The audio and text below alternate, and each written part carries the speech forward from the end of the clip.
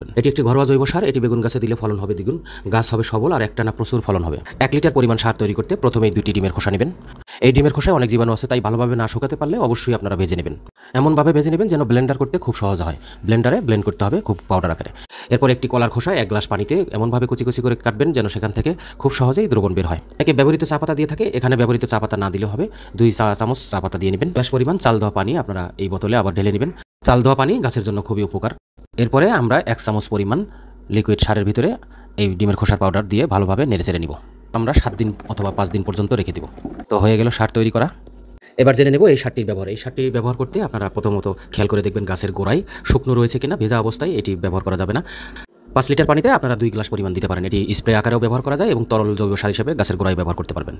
আর spray করার ক্ষেত্রে আপনারা কোনো পানি মেশাতে হবে না, সরাসরি আপনারা স্প্রে করতে পারেন। স্প্রে করার ক্ষেত্রে বিকেলের দিকে স্প্রে করাই ভালো। তো এইভাবেই আপনারা তৈরি করতে পারবেন রাসায়নিক সার ছাড়াই 100% প্রাকৃতিক